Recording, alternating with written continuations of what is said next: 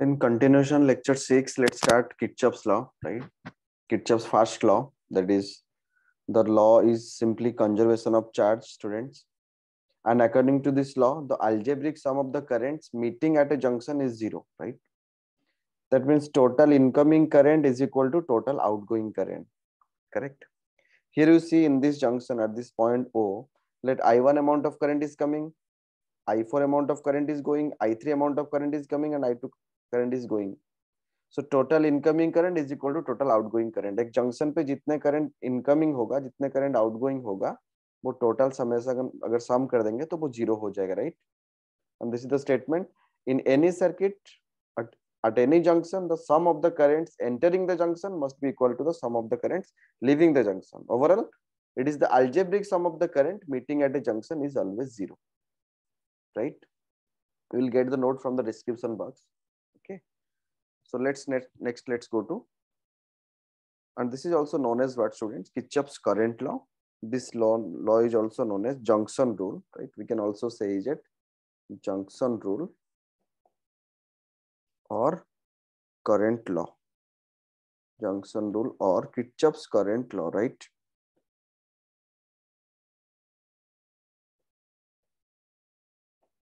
Kirchhoff's current law, that is abbreviated as KCL, correct? We can say KCL, Kirchhoff's current law. Like that, we'll go to the second law. Next, let's see Kirchhoff's second law, right? It's this law represents the law of conservation of energy, right? In this law, it states the algebraic sum of all the potential difference in a complete transverse or a mesh, that is closed loop, is zero, right? We'll see all the laws, the application of both the laws with an example, right? There will be some circuits where you cannot solve the circuit by taking series parallel combinations or cells in series or cells in parallel. Somehow you have to take this method to solve the complicated circuits, right? So we'll see that with the example. Let's know what does this law says. That means if I'll be drawing a circuit here, right? This is a circuit, this is a circuit. This is having resistance R1, this is having resistance R2, right? And this is another is, this is the voltage V, correct? So student, you know that if I amount of current is going and the connection is series, right? This is a loop and the total sum of voltage, you know, V is equal to IR1 plus IR2, yes or no? So combinedly, I can write, if taking one side, V minus I1, V minus IR2 is equal to 0. So that means the summation of all the voltages in a closed loop is 0. We'll use this method to solve some of the circuits, complicated circuits, right? Before to that, some things just keep in mind while taking the loop direction, right? Sign convention, one concept is there, sign convention. Just it will take time to understand, but you can understand after one example. One sign convention method will be required, right? One sign convention method will be required, right? For application of Kirchhoff's law. How, student, it is required? Just see here.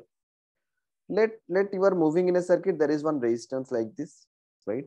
And let I amount of current is flowing and the resistance is there. And you are moving, the loop direction is also, you are taking the loop in this direction. So in resistance, the potential drops. So that's why here you will be writing minus IR, because there is a drop in potential. But if the same thing happens like this, you are going in this direction, resistance is this, but you are coming in the opposite direction, means that this is the direction of the loop, right? Means this is the direction in which direction you are taking the loop. If this one is taking negative, so here you cannot take negative. You have to take here plus IR. Understood all? Similarly, another one thing I would like to say here, just understand. Let you are taking the potential. While taking the loop, you will be getting, you may get one cell, you may get more than one cell, right? And here you are going in this direction. The direction of loop is, this is plus, this is minus. So in which direction, the arrow mark gives in which direction you are taking the loop, right? So you are going from a potential of higher to lower. So that's why you will write here minus E.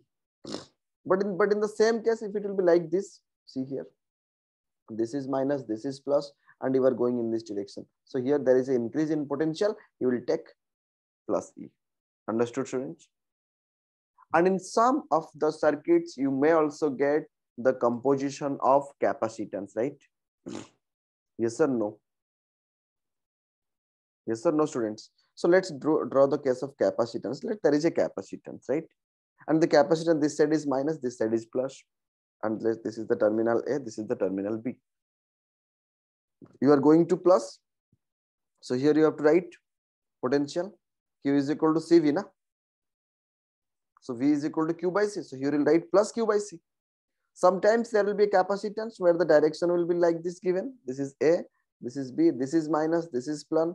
And here you are taking the direction in this direction. That's why you are taking plus. But if I'll be taking the direction in this, then I'll be writing minus Q by C. That is also the potential. Understood, all students? Up to this, all clear? If clear, then take one example. Let's take one example and know how we are putting the circuits and how to deal with the examples, right? So let's draw an example to understand KVL and KCL. Then I'll give you some assignments. You will do that to get the clarification, right? So let's take an example. Draw the example with me. We'll apply the Kirchhoff's rule to calculate something, right? Let's see here. Students, let I have taken, there is a battery like this. This terminal is plus, this is minus, correct? And let the EMF is 12 volt, correct? And one resistance is connected to this. Let the resistance is R1, and that is equal to 2 ohm, correct? And here you see another resistance. We'll be taking another resistance here, right? And here we'll be taking another potential. Let's draw a very simple circuit, then you can modify the circuit. Let the resistance here is 4 ohm, correct? And here let the E2 is 6 volt, right? Friend is asking in the question, power consumed by the resistance in 4 ohm, right? Write the question. Calculate the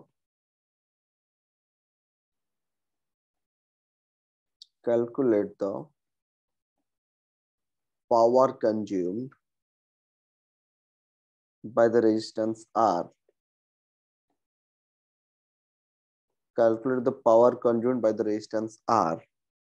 That is equal to 4 ohm. Students, so to understand how much power will be consumed, it is very much required to find how much current will flow in that branch, right? So that's the thing we want to do. And always, in some of the questions, you will be getting the directions previously given. And in some of the circuits, you have to take the direction also. So student, in which direction the current flows? Current always flows from a path of higher potential to lower potential.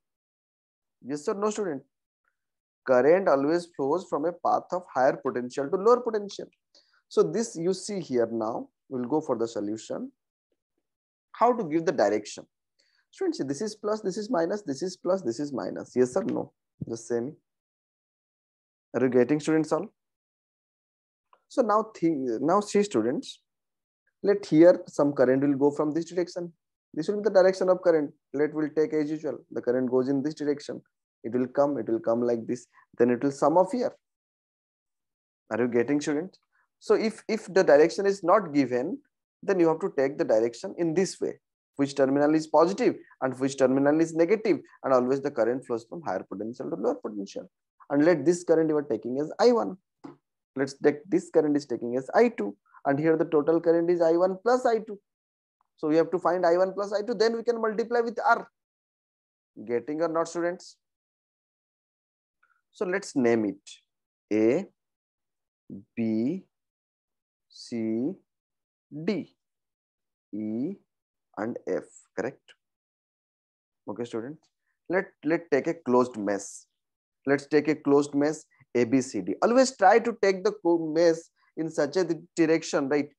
So that it will be in the direction of the current. Let the direction of current is in this direction. Let's take the mesh in this direction. Understood, students? We'll take the mesh in this direction. Getting, students, or not? This is one circuit. Here there is one voltage, 12 volt, and there are two resistors in where the current is getting dropped. Getting, students, all? Getting or not? So here you can write, see, in the loop one, in the first loop, right? Right, in closed mesh, right? In closed mesh, A, B, C, D, right? Anything you can take. I took we are going in this direction, right? So the potential is increasing, so we can write plus 12 volt. So I wrote plus 12 volt, no problem. 12 volt, V is for volt, right? Then here you see we are going in direction and the current is also in that direction. So you can write minus I1 plus I2 because the current direction and the resistance into R, right? Again, here also in the same direction you are coming, right? See, from C to A. This is R1. R1 is 2 ohm and the current flowing is I1. So you can write how much? Minus I1 into R1 is equal to 0. So combined, students, you can write 12 is equal to, let's take the current to that side. Okay, students, how much current is flowing here? I1 plus I2. We don't know the value of I1 plus I2. So let's write I1 plus I2 into resistance is how much? 4. Correct? Plus, minus will go to that side. I1 is there and R1 is how much, students? See, R1 is how much? 2 ohm. Getting or not? So let's open the bracket. Then 12 is equal to 4I1 plus 4I2 plus 2I1, right? Correct or not, students? So then we can write 12 is equal to 4I1 plus 2I1. How much? 6I1 plus 4I2. We got to one equation, students, we got.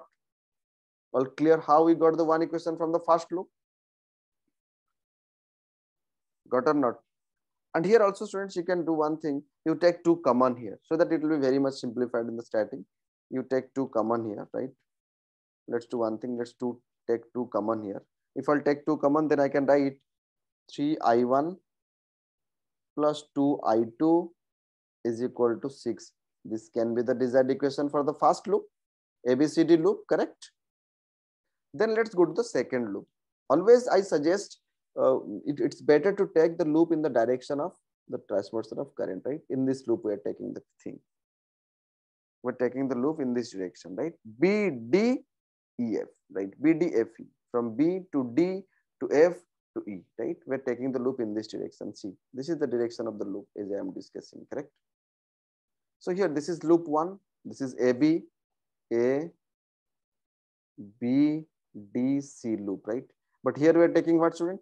Let's take B, D, F, E loop. In which direction I am going? As per that, I am giving the nomenclature, right? So let's do here. In the second case, students, see here. This is increase in potential. I can write plus 6. Here also drop in potential, I1 plus I2 into R. And there is nothing more here, I think. Yes or no? Here in this case, you see only one potential is there, one resistance is there. That means you can write here, students, right? Now write in closed mesh or loop also we can say BDFE, closed mesh BDFE. We can write, students, see I1 plus I2 into R is equal to 6 and that R is 4. So I1 plus I2 into 4 is equal to 6. So student, by taking common, you can write also 2I1 plus 2I2 is equal to 3. You got, student? This is equation 2. And you got 2 equations and you got 2 unknowns, right? And you solve both the equation, you subtract 2I2 will be cancelled. 3 plus 2, 5. 3 minus 2, 1. And 6 minus 3, 3. So on solving equation 1 and 2, student, you can see on solving, right?